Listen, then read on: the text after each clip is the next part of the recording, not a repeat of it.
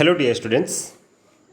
बच्चों, आप अपनी जीके सब्जेक्ट में जो जीके की जो आपकी बुक है, टेक्स्ट बुक है, इसे आप ओपन कीजिए और आप देखेंगे कि हम पढ़ रहे थे chapter number 13 the great Mughals. The great Mughals chapter हम पढ़ रहे थे। ठीक है, आप भी अपनी बुक ओपन कीजिए। देखिए chapter number 13 the great Mughals. Mughal जो लोग थे जिन्होंने 300 सालों तक भारत पर राज किया, उनके बारे में हम पढ़ रहे थे। सबसे पहले हमने पढ़ा बाबर के बारे में, फिर हमने पढ़ा हुमायूं के बारे में, फिर हमने पढ़ा अकबर के बारे में। ठीक है, और यहाँ तक पढ़ने के बाद हमने क्या किया, नोट्स बनाए। कैसे? सबसे पहले आपने बाबर के बारे में लिखा, नोट्स बनाए। तो आपने नोट्स बना लिए होंगे, लिख लिया होगा आपने।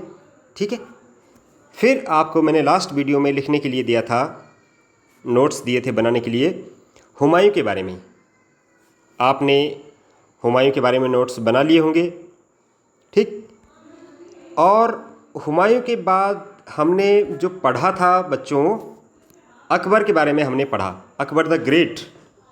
अकबर एक बहुत महान शासक हुए। पूरे सभी मुग़ल, जितने भी मुग़ल शासक थे, उनमें से जो सबसे महान जो शासक थे, किसे कहा जाता है? अकबर। इसलिए उन्हें अकबर द ग्रेट भी कहा जाता है।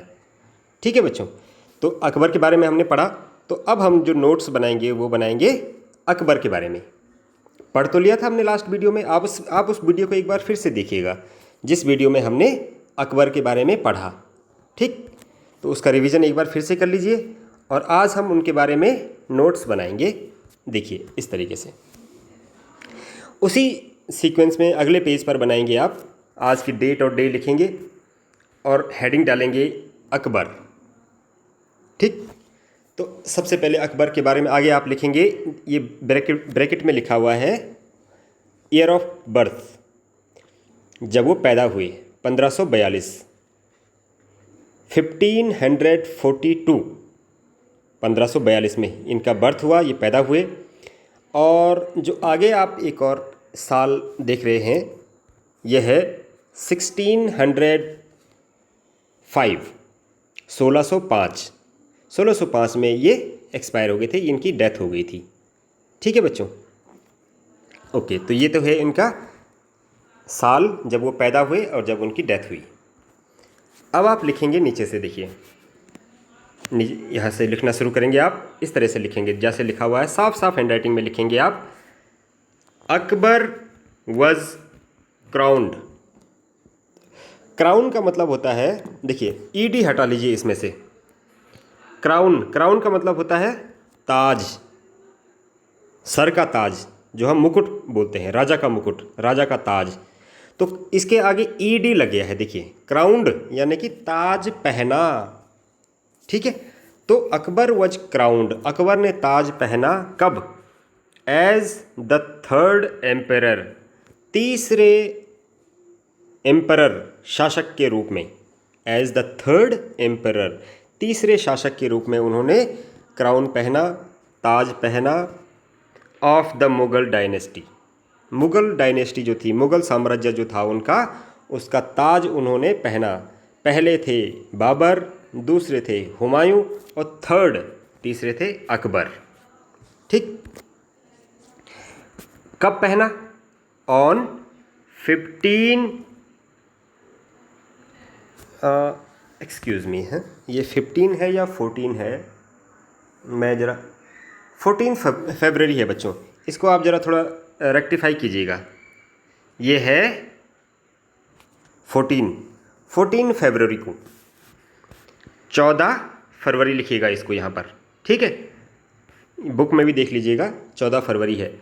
14 फरवरी 1556, 1556 में, जबकि ये सिर्फ एट द एज ऑफ 13, जबकि ये सिर्फ 13 साल के थे। तो क्योंकि हुमायूं की डेथ हो गई थी, हुमायूं इनके फादर जो थे उनकी डेथ हो गई थी तब ये सिर्फ 13 साल के थे। तो 13 साल की उम्र में ही, क्योंकि पहले क्या होता था, राजा का बेटा ही राजा बनता था, ठीक है। तो इनके फादर की डेथ हो गई थी, ये सिर्फ 13 साल के थे, तो इनको राजा बना दिया गया। कब? 14 फरवरी 1556, 14 फरवरी 1556 में। ये लर्न करना है, ये याद रखना है आपको, ये वाली डेट, ठीक है बच्चों। मैं फिर यहाँ पर 14 लिख दे रहा हूँ। एट द एज ऑफ 13 साल की उम्र में ये बन गए थे सम्राट। ही इस्टेब्लिश्ड अ सेंट्रलाइज्ड सिस्टम। इन्होंने क्या किया? इस्टेब्लिश्ड मतलब स्थापित किया। क्या स्थापित किया इन्होंने? अ सेंट्रलाइज्ड सिस्टम, एक केंद्रीकृत व्यवस्था, यानी कि पूरा राजकाज एक ही जगह से चलेगा। पहले अलग अलग जगहों से राजकाज चलता था, कोई एक शहर से चला रहा है, कोई दूसरे शहर से। इन्होंने क्या किया? एक राजधानी बनाई। तो पहले इन्होंने अलग अलग जगह इन्होंने राजधानियाँ बनाई। इन्होंने फतेहपुर सीकरी में राजधानी बनाई, फिर इन्होंने आगरा में बनाया, फिर इन्होंने दिल्ली में बनाई, ठीक है। तो लेकिन एक ही जगह, जहाँ पर ये एक जगह इन्होंने, जहाँ ये खुद रहते थे, वहीं से पूरा राजकाज चलाते थे। सेंट्रल, केंद्रीकरण, एक ही जगह से, सेंट्रलाइज सिस्टम बोलते हैं उसे, ठीक है। एक ही जगह से पूरी व्यवस्था को चलाना। ऑफ एडमिनिस्ट्रेशन, एडमिनिस्ट्रेशन का मतलब होता है राजकाज। पूरा राजकाज इन्होंने एक ही जगह से चलाना शुरू किया। एंड एडॉप्टेड अ पॉलिसी, और एक पॉलिसी एडॉप्ट करी, एक पॉलिसी अपनाई। क्या? Of marriage alliance. मैरिज यानी कि शादी, हिंदू से मुस्लिम की, मुस्लिम की हिंदू से, इस तरह से इन्होंने शादियां करवाई। खुद भी इन्होंने हिंदू राजकुमारी से शादी की, ठीक है।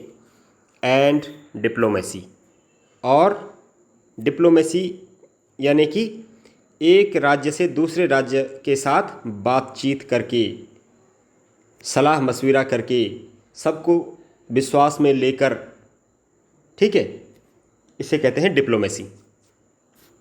उसके इस तरीके से ये नीतियां अपनाई इन्होंने। मैरिज अलायंस किया, डिप्लोमेसी अपनाई इन्होंने, ठीक है, सेंट्रलाइज सिस्टम अपनाया इन्होंने, ठीक। तो इस तरीके से इन्होंने एक बहुत बड़ा साम्राज्य खड़ा कर दिया था। द नवरत्न यानी कि 9 ministers were in his court. उन राजा का दरबार होता था ना, कोर्ट यानी कि दरबार लगता था इनका। तो वहाँ पर इनके 9 मिनिस्टर्स थे, 9 मंत्री थे इनके। तो उन्हें कहा जाता था द नवरत्न, ठीक। नवरत्न थे उनके दरबार में। कौन कौन थे देखिए, अब नाम लिखने हैं आपने इनके। अबू फजल, फैजी,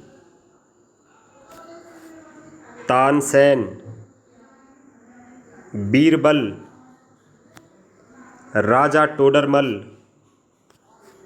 राजा मान सिंह,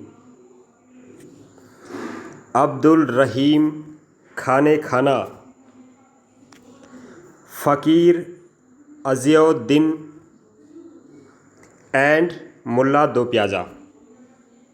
ये 9 लोग थे इनके दरबार के मुख्य मंत्री जो थे, ठीक। तो इन लोगों की वजह से भी उनका राजकाज बहुत अच्छा चलता था, ठीक। तो इस प्रकार से राजा जो अकबर था, जो सम्राट अकबर थे, उन्होंने एक बहुत ही अच्छी शासन व्यवस्था स्थापित करी पूरे भारत देश में, ठीक। तो बच्चों, ये आपने यहाँ पर आप वीडियो पॉज कर सकते हैं। इसको मैं फिर बता रहा हूँ, ये 15 की जगह आप इसको 14 लिखिएगा। ये आपने क्या करना है, इसको अपनी नोटबुक पे लिखना है, साफ साफ हैंडराइटिंग में लिखना है, चाहे 1 पेज में आए ये चाहे 2 पेज में आए। और लिखने के बाद आपने इसको अच्छे से लर्न करना है, ठीक। ओके।